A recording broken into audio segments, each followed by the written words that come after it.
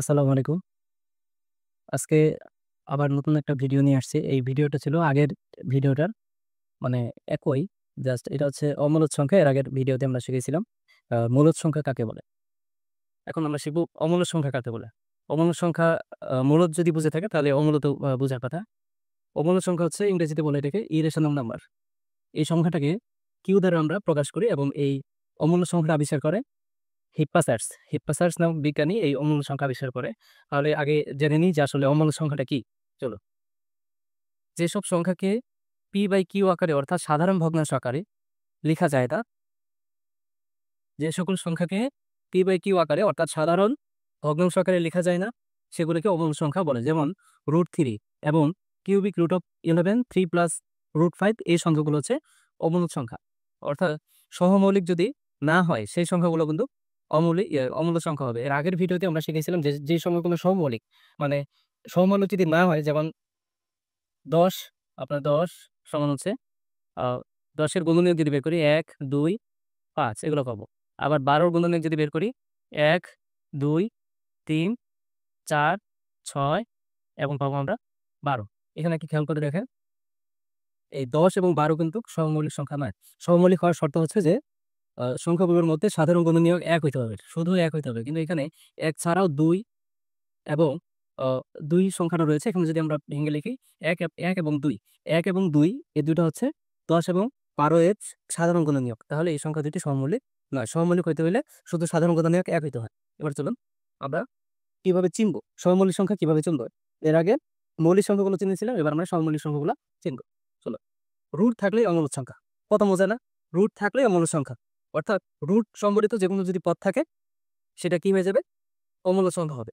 দশমিক চিহ্নের পর অঙ্কগুলোর যদি দশমিক চিহ্নের পর অঙ্কগুলোর যদি কারোর সাথে কারোর মিল না থাকে, অর্থাৎ অসীম পর্যন্ত চলতে থাকে, তখন সেটি অমূলদ সংখ্যা। যেমন ৩.১২৫৬৯৮২ এভাবে যদি অসীম পর্যন্ত চলতে থাকে তখন সেই সংখ্যাটি হবে কি? অমূলদ সংখ্যা। এবার ২ নম্বরে চলে আসুন। পূর্ণ বর্গ নয়, পূর্ণ বর্গ নয় এমন সকল সংখ্যার বর্গমূল অমূলদ সংখ্যা। এখানে খেয়াল করে দেখেন √2, √3, √5, √12 এবং √15 এগুলো হচ্ছে অমূলদ সংখ্যা। এগুলো পূর্ণবর্গ নয়। পূর্ণবর্গ কোনগুলো? আমরা মূলদের জন্য লিখছিলাম।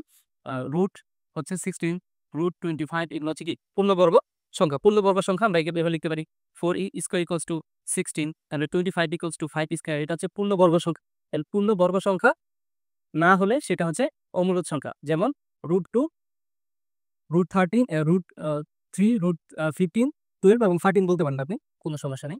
এখন আমরা ৩ নম্বর রুলসে চলে যাই। পূর্ণ ঘন নয়, পূর্ণ ঘন নয় এমন সকল সংখ্যার ঘনমূল হচ্ছে আবার অমূলদ সংখ্যা। যেমন cubic root of 2, cubic root of 3, cubic root of 7 এগুলো হচ্ছে আপনার অমূলদ সংখ্যা। এবার চলুন ৪ নম্বর রুলস। গণিতের ৫ টি বিশেষ সংখ্যা রয়েছে। এই গণিতের ৫ টি বিশেষ সংখ্যা কোনগুলা? যেমন ই, আই, পাই, 1 ও হচ্ছে 0। আচ্ছা, এখন আমরা অনেকেই জানি না যে ই কি, আই কি। 1, 0 সম্পর্কে তো সবারই ধারণা আছে, পাইটাও জানি কিন্তু ই জানি না, আই কি। অনেকেই হয়তোবা জানি না। ই হলো লগের ভিত্তি। আমরা লগের যারা অঙ্ক করছি ওইখানে দেখবেন যে লগ অফ ই এরকম অঙ্ক রয়েছে। এখানে ইটা হচ্ছে ওই লগের ভিত্তি এবং এর মান হচ্ছে 2.718,281। এটা হচ্ছে অসীম। অসীম হইলেই ইহা অমূলদ সংখ্যা। এখানে আমরা দেখছিলাম না 3.1256982 কারোর সাথে কারো মিল নাই। সংখ্যাগুলো মিল নাই। এটা অসীম পর্যন্ত চলতেছে। সুতরাং এটা একটা অমূলদ সংখ্যা। সেজন্য এখানে এই মানটা একটা অমূলদ সংখ্যা যেটা অসীম। এবার চলুন বিতে যাই। আই কি? আই হচ্ছে ইমাজিনারি নাম্বার। এটা হচ্ছে কাল্পনিক সংখ্যা। যেমন i এর জন্য আমরা সূত্র জানি i² = -1 এবং i = root -1 3 প্লাস i3 এরকম সংখ্যাগুলো কি? এগুলো হচ্ছে কাল্পনিক সংখ্যা। আচ্ছা, ইমাজিনারি নাম্বার বলে এগুলা। তাহলে এটা ইমাজিনারি নাম্বার, তারপর হচ্ছে আপনার লগের ভিত্তি এগুলো হচ্ছে আপনার অমূলদ সংখ্যা। পায়ের মান 3.1428557 অসীম পর্যন্ত চলতে থাকে। আমরা জানি যে পায়ের যে অসীম পর্যন্ত মানগুলো এটা ওই মনে রাখার জন্য বিভিন্ন দেশের যেই মানে মুখস্থবিদ বলতে পারেন। এরা অনেক চেষ্টা করে এবং কি গবেষক যারা ওরা চেষ্টা করে কিভাবে মনে রাখা যায়। তো ৩,০০০ আমি শুনছিলাম ৩,০০০, ৩,৫০০ এরও বেশি নাম্বার আছে আপনার মুখস্থ করতে পারছে। এটা নিয়ে একটা প্রতিযোগিতা হয়, অস্কার পুরস্কারও পায়। আচ্ছা, সে কথা বাদ দিলাম। এখন আসেন মৌলিক সংখ্যা। এক মৌলিক যৌগিক কোনটিই নয়। এক যে সংখ্যাটা এটা মৌলিকও নয়, যৌগিকও নয়, এটা একটা সৃষ্টির আদি সংখ্যা। এবার চলুন শূন্য কি সংখ্যা তাহলে? শূন্য ধনাত্মক, ঋণাত্মক, মৌলিক, যৌগিক কোনটিই না। মজা না? এটা কি আশ্চর্যজনক একটা কথা না? শূন্য আসলে ইহা একটা নিরপেক্ষ সংখ্যা এবং বড়ই আশ্চর্যপূর্ণ একটা সংখ্যা। তাহলে এখানে ১ এবং ০ এবং এর আগে যে বললাম ইমাজিনারি নাম্বার এবং আপনার লগের ভিত্তি, পাই এগুলো সবগুলো হচ্ছে অমূলদ সংখ্যা। আর রিভিশন দিয়ে দিই যদি, দেখেন পূর্ণ ঘন নয় এমন সংখ্যা হচ্ছে ঘনমূলের সংখ্যাটা হচ্ছে আপনার অমূলদ সংখ্যা, পূর্ণ বর্গ নয় এবং সকল সংখ্যার বর্গমূল হচ্ছে অমূলদ সংখ্যা, যেমন √2, √3, √15, হ্যাঁ? এগুলো প্রমাণও করতে হয়। প্রমাণ করুন যে √7 একটি অমূলদ সংখ্যা। এটা ক্লাস আপনার 9 এ ইয়েতে আছে, 9 এর সিলেবাসে আছে, 9, 10 এ। দশমিক চিহ্নের পর অঙ্কগুলোর মধ্যে যদি কারো সাথে কারো মিল না থাকে, তাহলে সেটা হচ্ছে একটা অমূলদ সংখ্যা, যেমন 3.125, 3.3, 7, 9, তারপর 4, 2, 1, এগুলো হচ্ছে একটা অমূলদ সংখ্যা। আর মূলদের জন্য তো আমরা জানি, আচ্ছা, এগুলো ছিল অমূলদ সংখ্যা। তাহলে আশা করা যায় যে মূলদ এবং অমূলদ সংখ্যাগুলো নিয়ে আর কনফিউশন হওয়ার কথা না।